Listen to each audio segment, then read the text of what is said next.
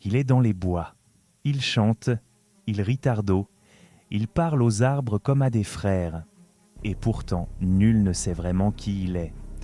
Lorsque Frodon pose les yeux sur Tom Bombadil pour la première fois, ce n'est ni la peur ni la suspicion qui l'envahit, mais un sentiment étrange, presque hors du monde. Cet être en bottes jaunes ne semble ni concerné par l'anneau, ni affecté par son pouvoir.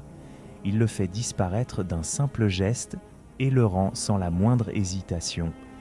Pas de tentation, pas d'ambition, juste une indifférence totale à ce que même Gandalf redoute. Et c'est là que le doute s'installe.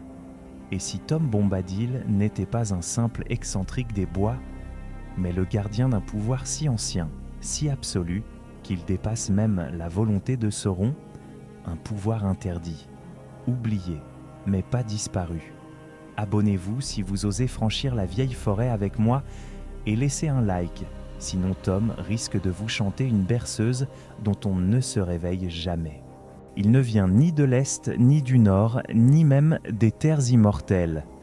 Tom Bombadil ne suit aucune ligne chronologique, il est là depuis toujours, ou du moins depuis le tout début. Avant la couronne de Morgoth, avant que les elfes ne chantent sous les étoiles, avant que les Valar ne façonnent les montagnes et les mers, il était déjà là. Goldberry l'appelle le plus ancien, pas le plus vieux, le premier.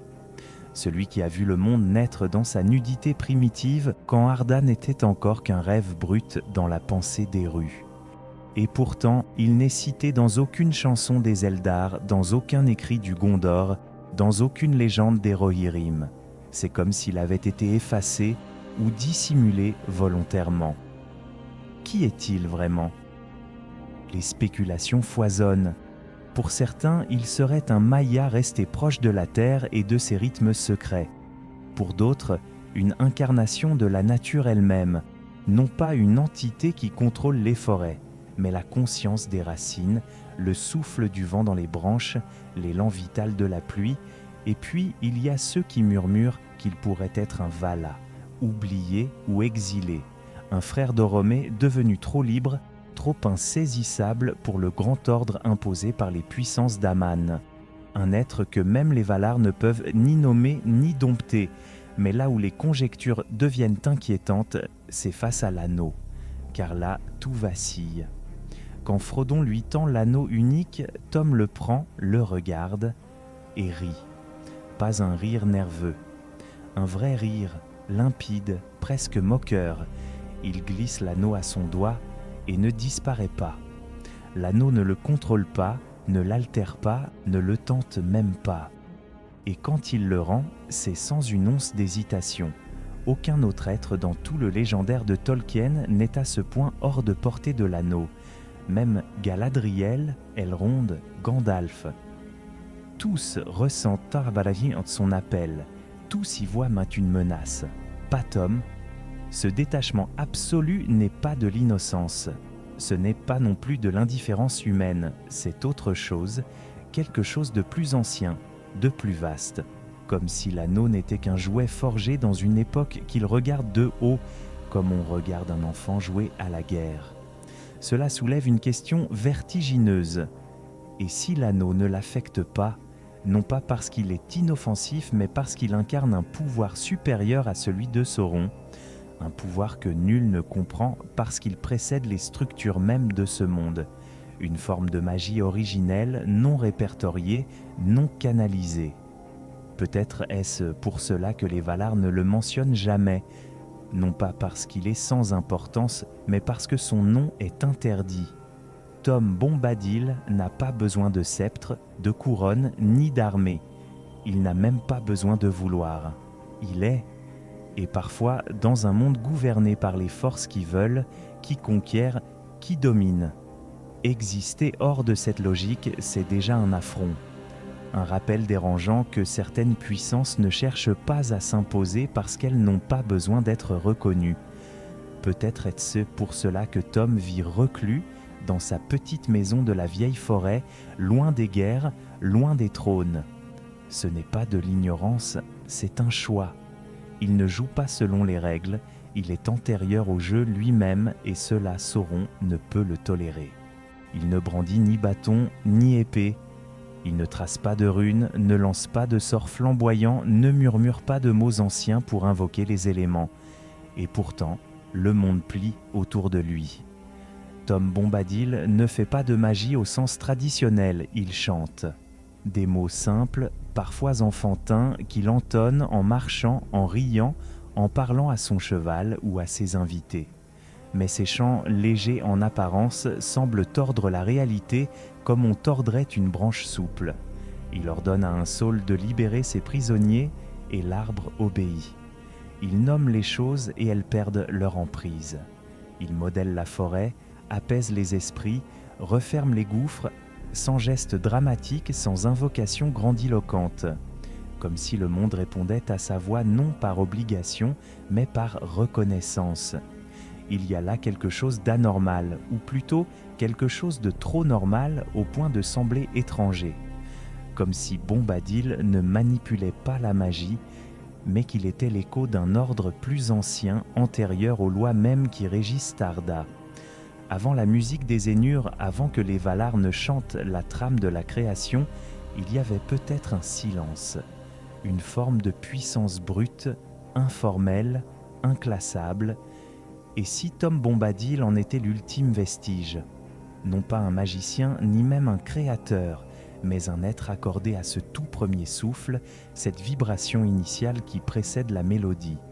Il vit dans la vieille forêt un lieu que même les elfes contournent, que les hommes redoutent, que les orques évitent. Un espace où les règles se distendent, les chemins changent, les arbres se déplacent, les souvenirs s'égarent. Là-bas, le temps ralentit, s'épaissit, puis s'efface. On ne sait plus combien de jours on y passe.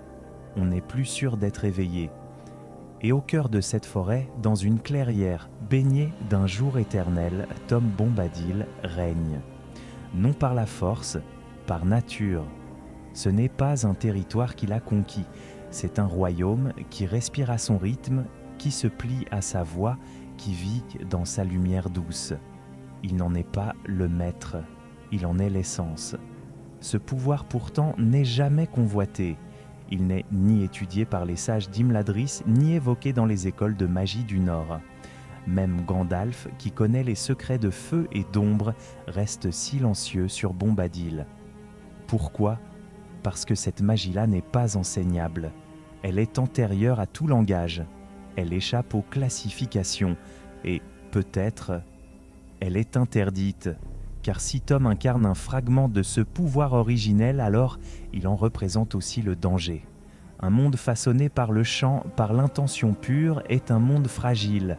Un monde incompatible avec la volonté, le contrôle, la hiérarchie, un monde où Sauron n'aurait aucun levier.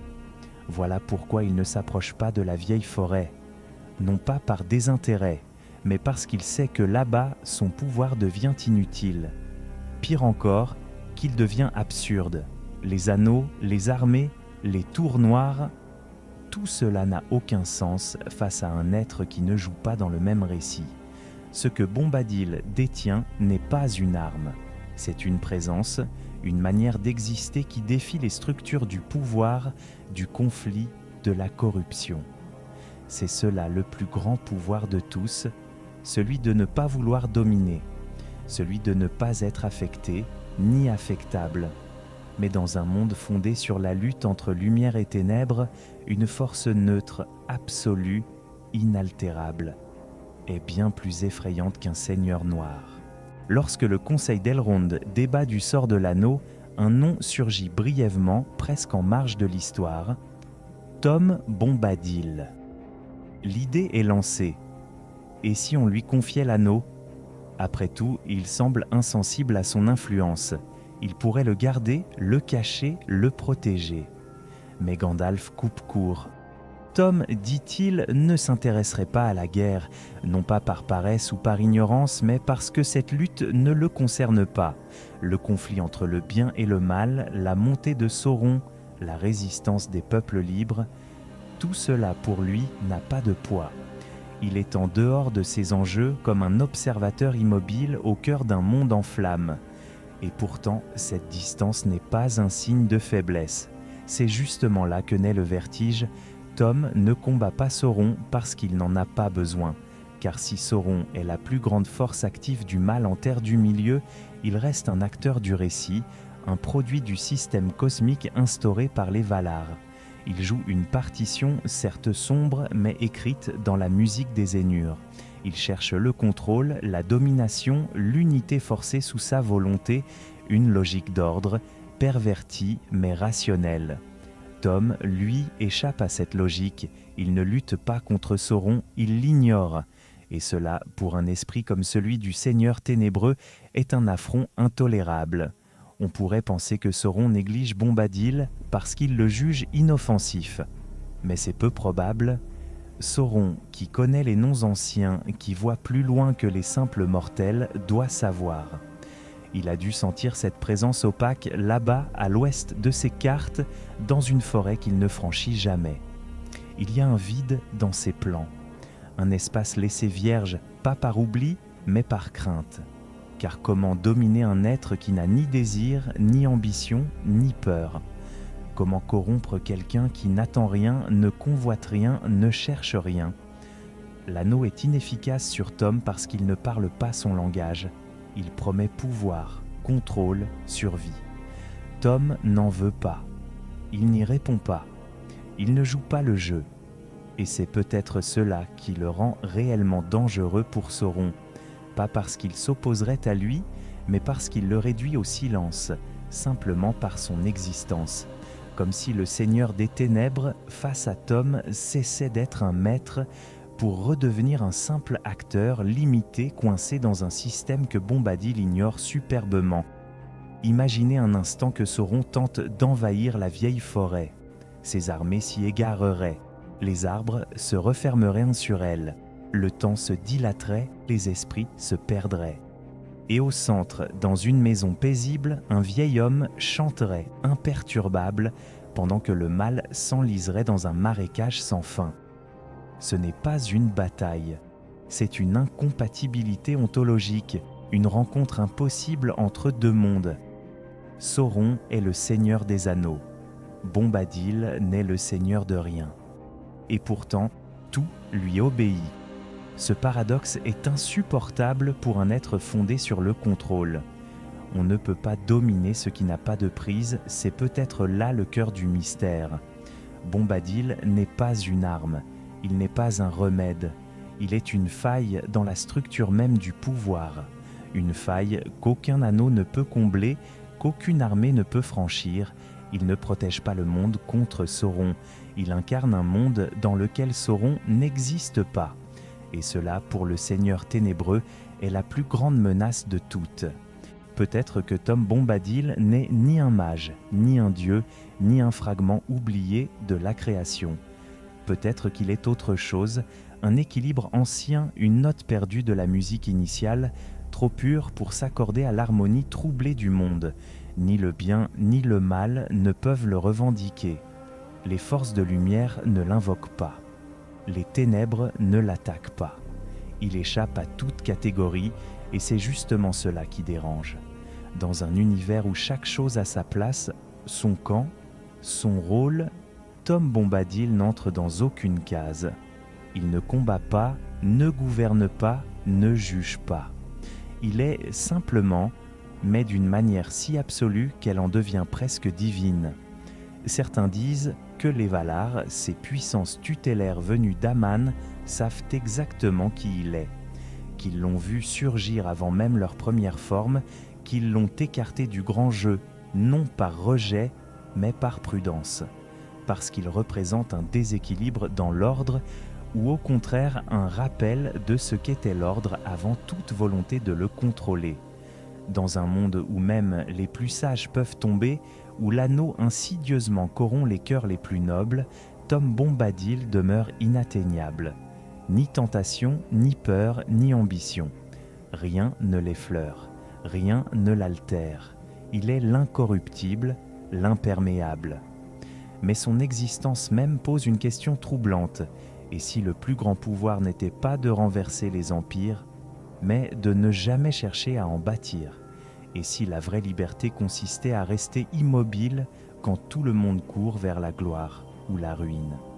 Et si Tom Bombadil incarnait la mémoire d'un monde libre, libre des anneaux, libre des serments, libre des guerres, libre du besoin de posséder? Peut-être qu'au fond, c'est cela que Sauron redoute, non pas un adversaire à vaincre, mais un témoin muet de sa propre futilité. Et vous, que pensez-vous qu'il soit vraiment? Un Vala oublié? Une entité plus ancienne que le temps? Ou simplement le chant pur de la terre avant qu'elle ne soit souillée? Si ce mystère vous hante encore, n'oubliez pas de vous abonner pour suivre les secrets les plus enfouis d'Arda. Et laissez un like, sinon Tom risquerait de vous entraîner dans la forêt, et là, même Gandalf ne viendra pas vous chercher.